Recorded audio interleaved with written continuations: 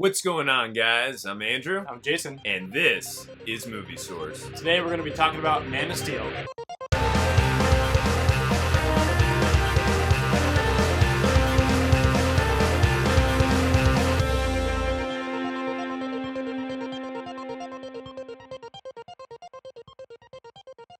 All right, so this movie came out in June of 2013, and you got Zack Snyder directing it. Now, Zack Snyder had done 300, Watchmen, Sucker Punch. Now, I haven't seen Sucker Punch, but 300 and Watchmen, I was a big fan of those films. So when I had heard that he was going to be directing, the new Superman film being produced and written by, David S. Goyer and also Christopher Nolan, the team behind Batman, the Dark Knight trilogy, I was very intrigued because, again, I love the stylistic look and the visual style of Zack Snyder. I thought it was an interesting mix and match, for this character. And I recognize that this film is very mixed across the board, on Rotten Tomatoes and also from the fans. I get it. But me personally, I love this film. I definitely have some issues with it, which we're gonna go through in this review. But overall, I love this film. I thought it brought Superman back. I thought this movie was pretty good as a Superman movie, but as a movie overall, I I definitely liked it. I just found myself asking questions continuously, just like, oh, Lois happens to always be in the right place at the right time, like every single time she needs to be. I was questioning that a little bit. Little things here and there. I actually really liked how they started off on Krypton, and you see Russell Crowe's character, Jor-El, and his sort of backstory, or like what's happening with Krypton as a planet. It's about to explode, apparently, which I didn't get into too much detail about, but I guess they didn't really have to. But no, I liked how this was an origin story for Superman, and he really didn't become Superman until about halfway through the movie. And then almost from there, it was like almost all action, which was pretty cool. I like that. Zack Snyder, I love his visual take on Krypton. It did feel a little like Avatar's world, but also I like the... No, it was super cool. It was like super like futuristic. Yeah, and they had all these machines all around. Yeah, I liked it a lot. I love seeing how the world functioned, and also, I loved like all the animals that were in those dragonflies. Yeah. It felt like a really neat world to me, and that thing that Russell Crowe flew on around, like fighting all those. What was it, ships, I think, but... Yeah, they were fighting against General Zod's ships, but I don't remember the name of the creatures, but I loved how they showed, they really got into... I mean, again, you didn't want to spend too much time because it is a Superman film, but, we do know that Krypton is going to explode, of course. That's just what happens in the Superman myth. And it was interesting, too. They, talk about how in the society they basically grow all their newborns, and they're, set, basically chosen of what they're going to do for the rest of their life. They have no choice in what they do. Yeah, but then Jor-El and his wife Laura, right? They have a kid who is Kal-El. Kal-El. Superman, and so he kind of is the hope for the future of Krypton, even though he ends up basically destroying that hope. And that's funny. And also, too, he's Krypton's first natural born baby. Sorry, yeah.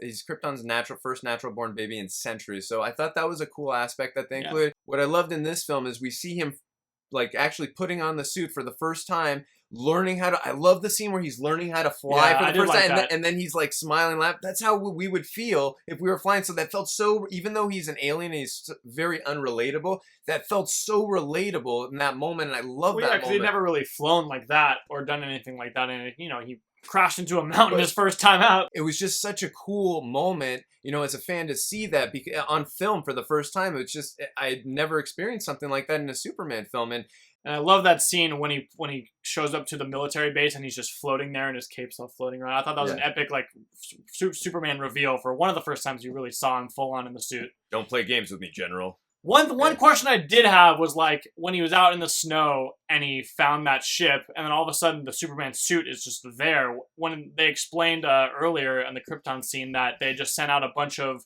random probe ships to find other places, but they just stored Superman suits in all those places, or what? Well, I understand what you're saying. If anything, it would have been nice, I guess, if they maybe just mentioned really quick in dialogue how it got there. But to me, that didn't bother me so much. That didn't make me go, oh, I don't like this movie because how did this... I didn't say I didn't like him. I'm just oh, how is this here? No, I mean, maybe. Again, it would have been nice. He had to find it somehow, but... Yeah, no, again, it would have been nice. It would have been nice if they could have included a little dialogue, but me personally, that did not bother me in any way. This suit, I love it. And actually, I even love the Batman v Superman suit too. too, because they made a little difference from the S is a little bit lower on the new suit. But in this suit, I mean, again, they got rid of the red underwear. You know, now it's the blue underwear. And also, too, there's no more Superman logo on the back of the cape. Right. But just overall, like... It's a sleeker look, I think. Yeah, no, I love the look of it. And, like, Henry Cavill, he just looks like he embodies the look of Superman right out of the comics. And also, another thing, I like how they show him very, like, shaggy with a beard in the very beginning. Yeah. And then, you know, kind of give him that scruff look. But then once he's in the Superman suit, he's clean. He kind of, like you said, embodies the character Superman. Yeah. Another thing I want to mention is for me personally, I thought the story was very simple and easy to follow. Yeah. I didn't think it was too convoluted, too confusing. You know, it was an origin story. They wanted to, you know, make an establishment of why Superman is here on Earth.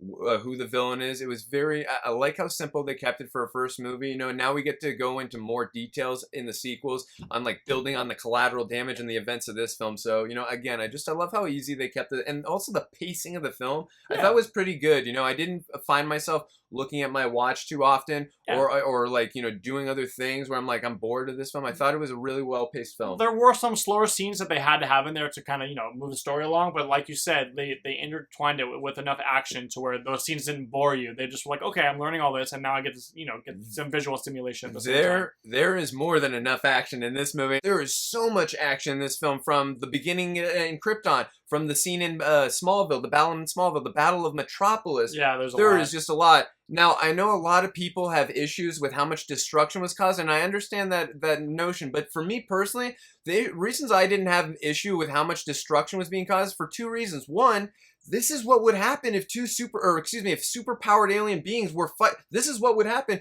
And two, if you want to get mad at Superman because he didn't take the fight away from the cities, I get that, but why I think you need to cut him a little slack. It's literally his first day. It's not his second week. It's his first day as Superman. He's just learned to fly, for crying out loud. He's just put the suit on. He does not know how to strategically fight an army of Kryptonians, let alone he's never saved a cat out of a tree yet. Yeah. So, I mean, from that point of view in the story... He has saved a bus full of kids, though. Yeah, they did.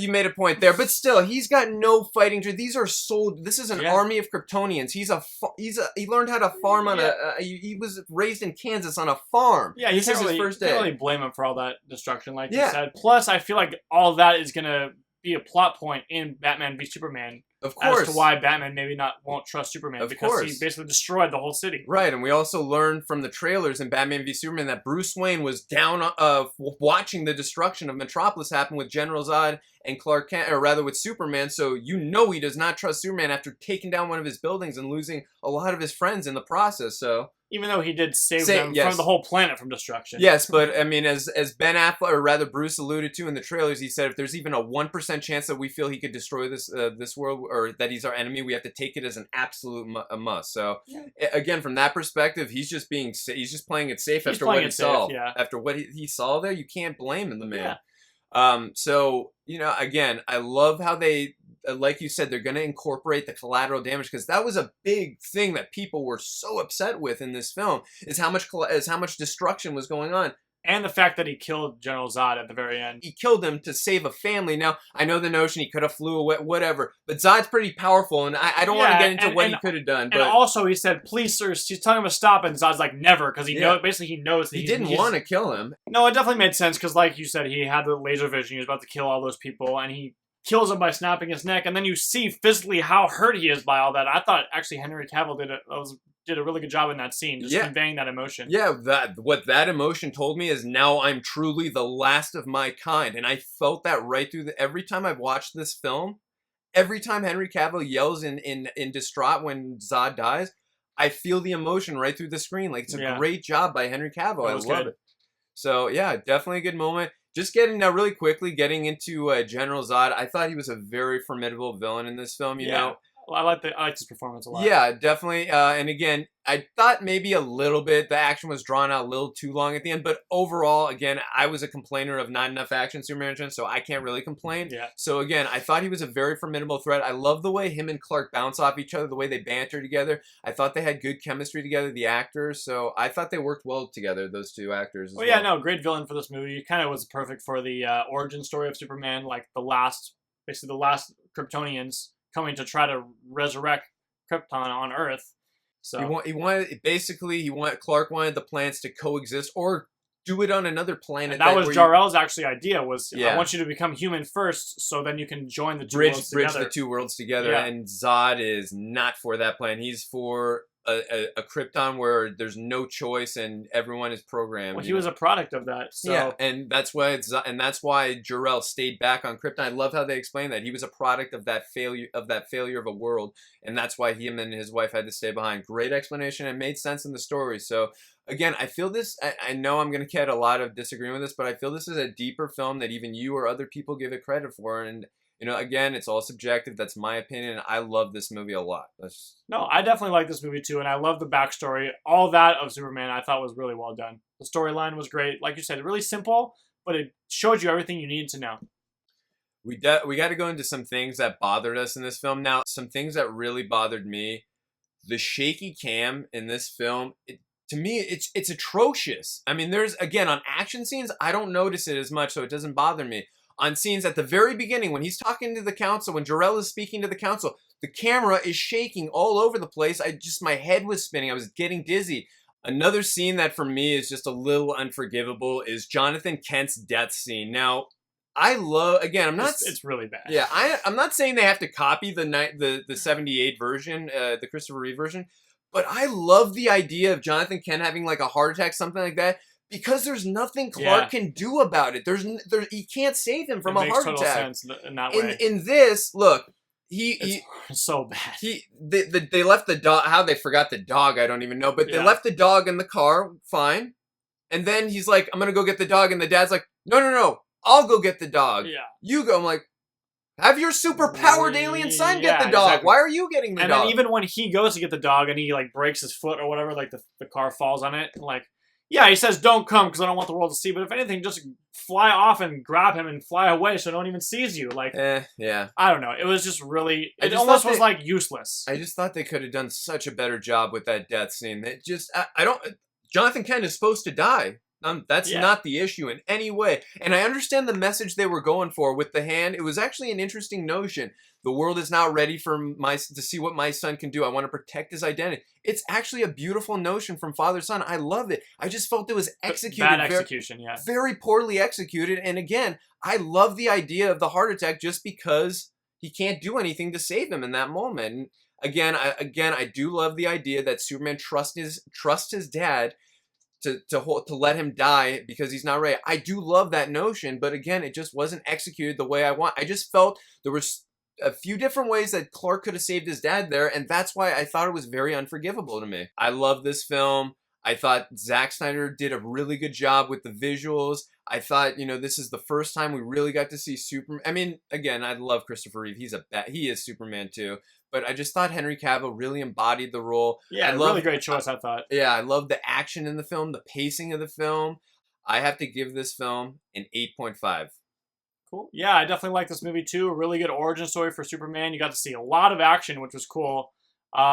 Few things here and there bugged me, but overall, I'm going to give it an 8.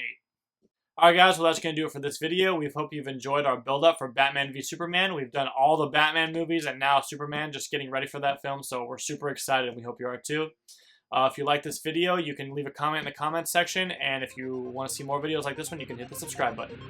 See you guys next time.